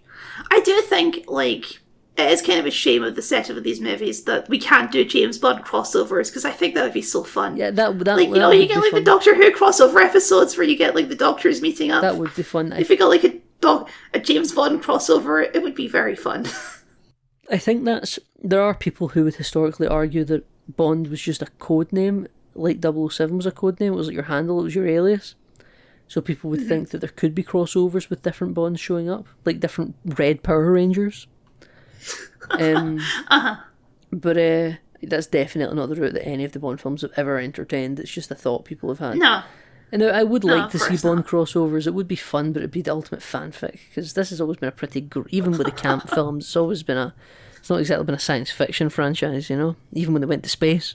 Well, I would say Moonraker crosses into science fiction, but yeah, kind of. I know what you mean. No time travel. Kind of. They go onto a space station and shoot lasers at each other. It's kind of. So, Kyle. We've got to rig this house because people are coming to kill us. And we've got to do some Home Alone shenanigans. All we've got is a pistol with 3 clips, a hunting rifle, and a shotgun, and maybe some sticks of dynamite. And Kincaid has a big knife. The old way sometimes can prove to be best, Kyle. But we're all going to get together. We've got these old wooden pallets you put in the window frames to, like, during the war, you would do that to board up your window so bombers wouldn't know there's a house there. So you put them in the window frame.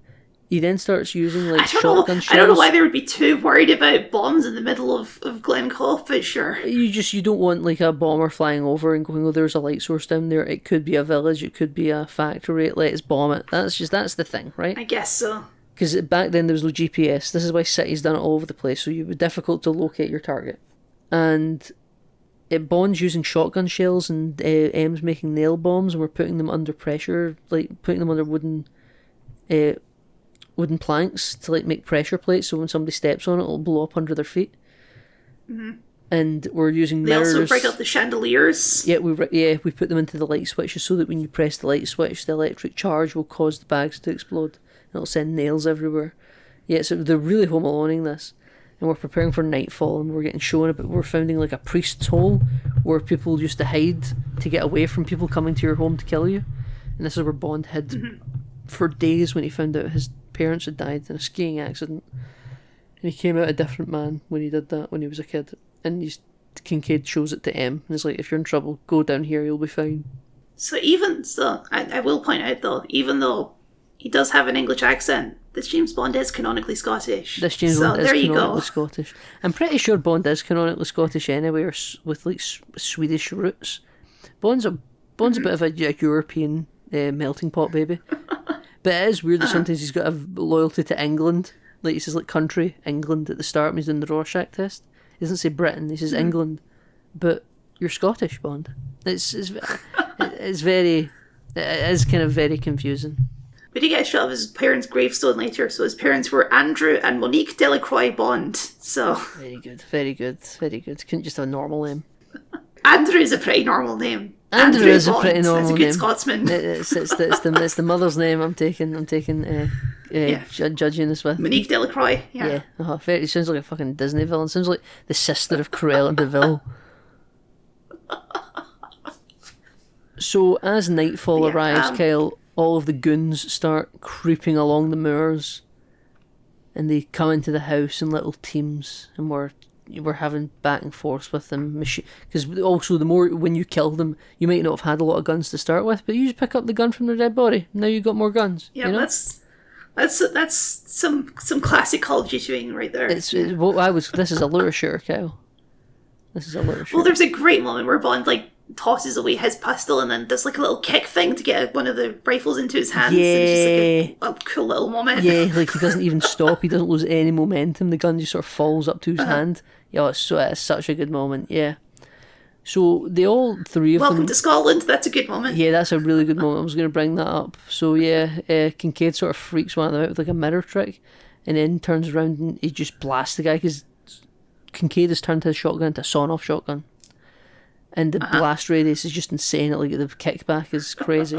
And yes, he shoots the guy and he just says, "Welcome to Scotland." Good one, Kincaid. Brilliant. That's a good bit. But also, Scotland is, like, not a gun country. But sure, it's fine. You have guns in Scotland if you live in big mansions and stuff like that, and hunting. I guess so. Yeah. In this class of society, guns are absolutely a thing in Scotland. Farmers have them. So. It's a hunting shotgun, I guess, which is a very funny concept to me, but it's part of the culture, you know. But it would appear that in this back and forward, M is a shit shot, and she had to get Bond to save her, and I think she gets shot here because we know she gets shot. She does. I think this is when she hides it, but she hides it. She hides it. She's like, "Oh, just my pride was wounded," but actually, she's shot in the gut. Yeah, she was shot in the gut. So they've dealt with all these henchmen. They've taken off their balaclavas. Silva's not amongst them. But then we hear some like old pop music or something. I don't know what it is. It's like some like pop rock music. I don't know the exact. I can't know the exact song off the top of my head. Yeah, but, I didn't bother to look into it. I probably should have. And then like Silva's coming in on a helicopter with like speakers underneath blasting it, which is so extra. It is very extra. It's a bit over the top for you madman. But Silva starts like using like the machine guns to sort of mow through the walls of the house, And I didn't even mention when the goons first show up. The opening gambit is that Bond activates the spy car machine guns. Yes, and it's he like, does. oh, this is fully a spy car. Yes, yeah, you're right. Well, Silva uses the miniguns in the helicopter to wreck this place.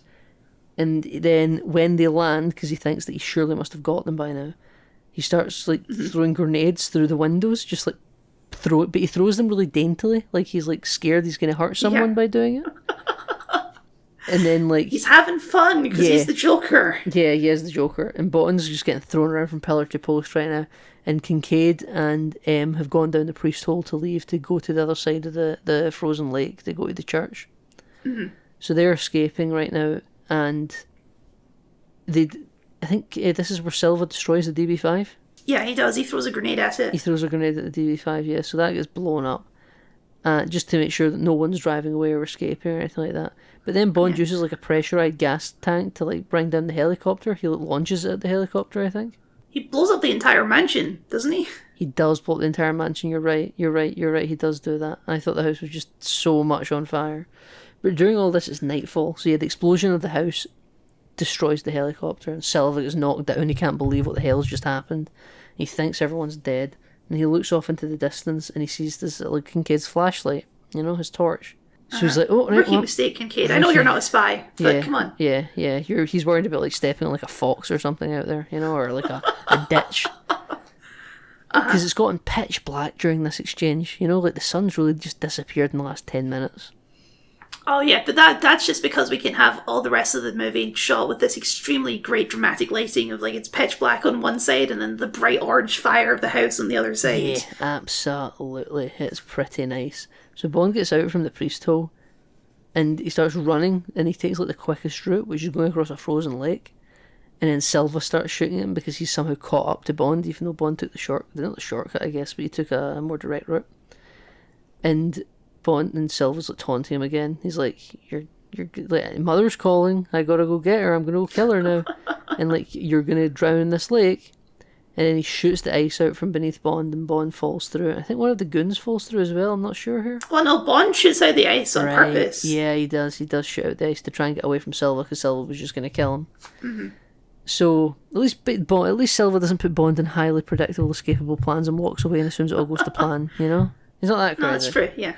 Yeah, and then Bond fires a flare underwater to light up the ice sheet above him to find where the hole is. It's all very good.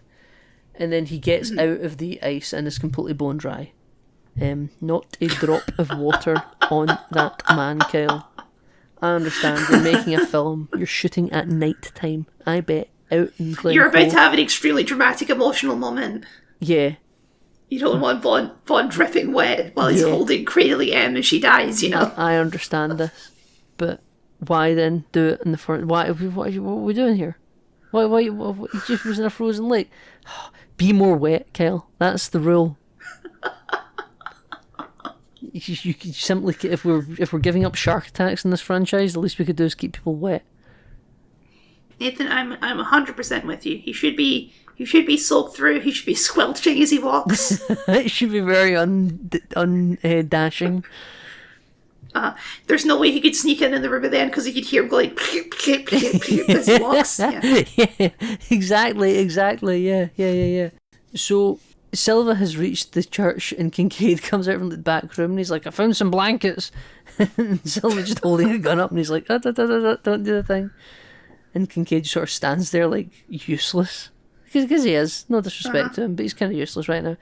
And then this is where Silva goes from like, "I want revenge" to being like a death cultist. Suicidally insane. Yeah. Yes. And he holds the gun up to M and then he's like, "Oh, you're wounded. What happened? Someone got you.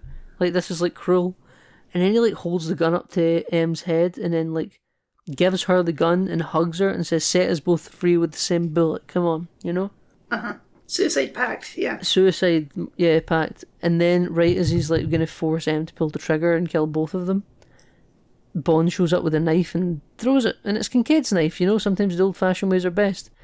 And it really knocks the wind out of Silva because he's dying, and he turns around and he kind of comes over to Bond and he collapses and Bond gets to respond with the "last rat standing" line, Thinks he's so cool. And because he is Nathan, because it is cool. Yeah, because it is cool. But M's trying to maintain this professionalism, like she's unhurt right to the end. This is British culture to its max. You know, oh, it's just a flesh wound, you know? And she's like, oh, 007, what took you so long? As she fucking falls. She can't stand up anymore. And then he says, sorry I got into some deep water. Good one, Bond. Good one. We're going out in some top shelf office pants right now. So he starts to cradle M in very similar way to how he cradles M. Mathis in Quantum of Solace. When you're watching this, by the way, Quantum of Solace feels like it was a million years ago. It really does, doesn't it? Yeah. You remember when they're wandering through the desert and there's water? Remember the water crisis? Yeah, like honestly, the disconnect. I know that Quantum of Solace and Casino Royale have ideology, but this really feels like Quantum of Solace. This is just, I don't even know how to word it to you. It's like a different era. You know, this is what I said earlier on about how this film feels modern again. So he's cradling M as she's dying, and she's like, you know, I've really like. I suppose it's too late to make a run for it, Kyle? And there's so much colour back in this scene. The lighting is just completely erupted all over their faces.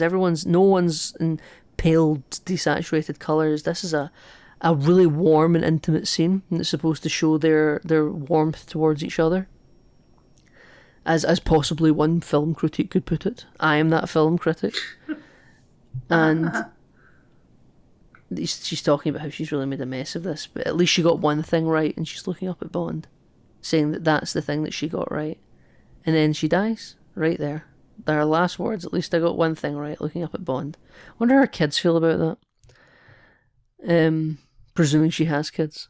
Well, I mean, I was going to say this earlier. That's why they killed off her husband between movies, because they don't want that dangling thread of like, oh, Bond has to go tell her husband that she died. Yeah. It's like, no, we're not going to deal with that shit. Yeah. Yeah, we're not dealing with that. So... Take a bow, Judi Dench. FM, take a fucking bow, Judi Dench. What a woman. What a... Just great. Best casting. Best boss. This is definitely the maternal relationship between the characters at full strength here. What a goat of an actor, what a goat of a character. Like, never will we see her like again. Mm-hmm.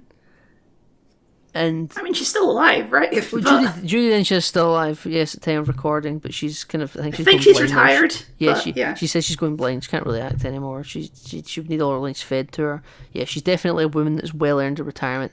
This isn't just Judi Dench, Kyle. This is Dame Judi Dench, you know? This is absolutely what a woman. If anyone deserves a title, you know? So we kind of let that scene just sort of fade out to black on its own, and we come back in, and Bond is standing atop MI6 headquarters, looking out over the rooftops of London with Union Jacks flowing at full sail. It's actually a really patriotic shot. You don't see that anymore, you know what I'm saying? No, I can't do that anymore, yeah. It's political. But it's a great shot of Bond standing triumphantly in the rooftops of London as the Union Jacks are flying. It's just great. And then he's met by Moneypenny, who comes up to the roof, and she's like, oh, I didn't know you get up here, you know? And Bond's like, oh, I'm never one to waste a good view or something, you know, couldn't let a good view go to waste. And she's like, oh, M's will was read today, she left you this. And she takes the box to Bond, and Bond opens it, and it's that little fucking ugly Union Jack bulldog ornament. And that Bond hates, and you get a little chuckle out of that, and Moneypenny says maybe it was her way of telling you to get a desk job, and he thinks that it was actually the exact opposite, because it's an ugly ass ornament, you know, like, but he hates. Yeah, don't take the admiral job, don't take out the captain's chair, Bond, you know, you deserve to be the captain of a starship. Well, this does lead into, this is when we finally, like, we get the scene where it's like, oh, we've never been formally introduced, hi, I'm Moneypenny, and this is the one part where I'm, like, confused, because she now has a desk job. She's taken the role as, like, traditional Moneypenny sits at the desk in front of M's office. Well, she did just say to Bond that she wasn't interested in going back out into the field anytime soon. Yeah, but why?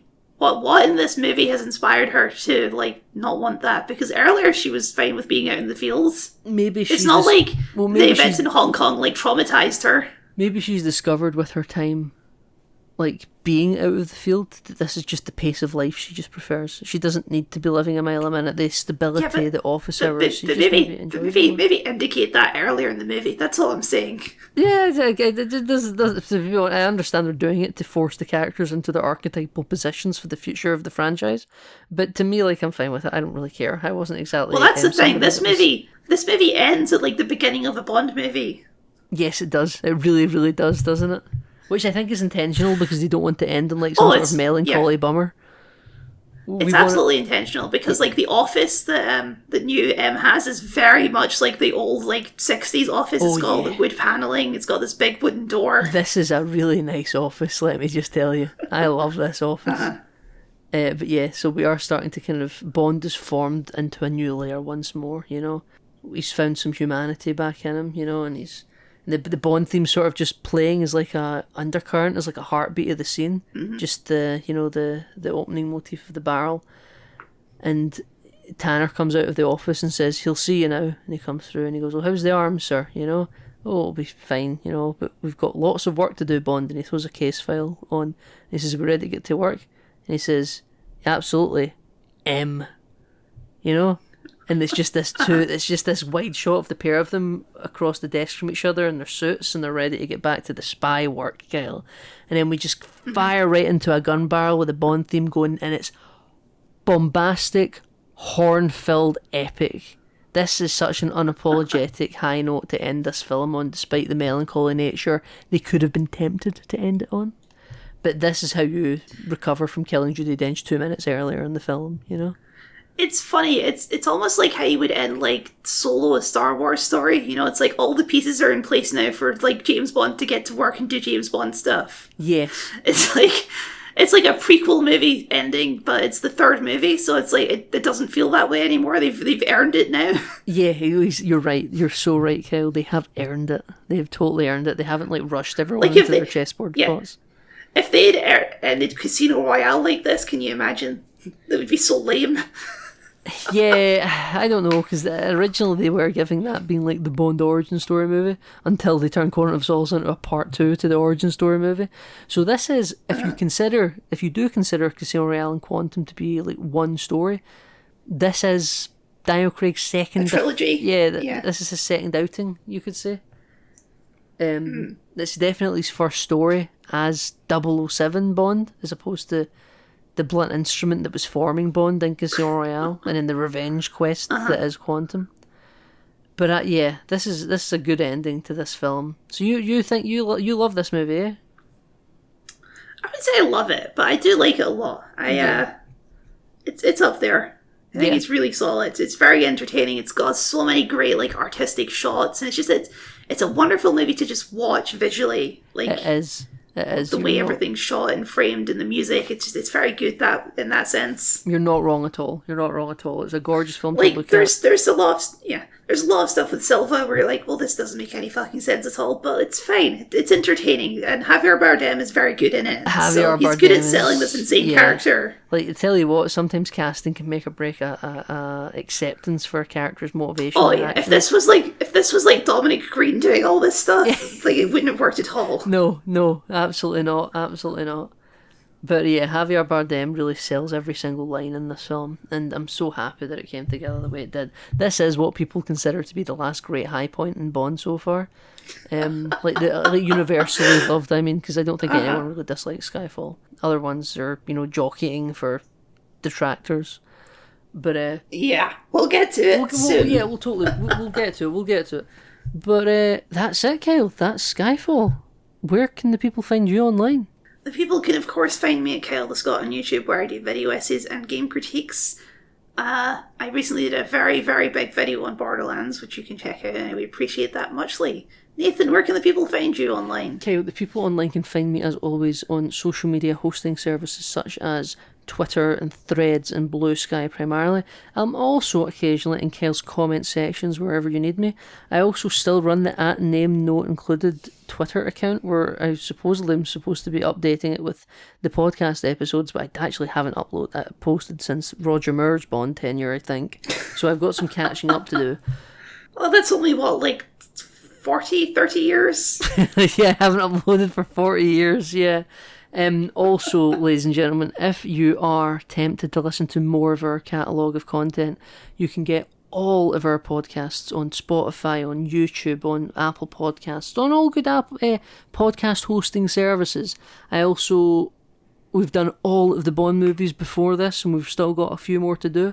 We've done all of the Fox X-Men universe movies with the Enter the X-Verse, and we've done all of the DC Extended Universe, which you can listen to if you want to get yourself caught up before you ever see Superman, you know? But thank you everyone so much for listening, and you can listen to us next week for Spectre.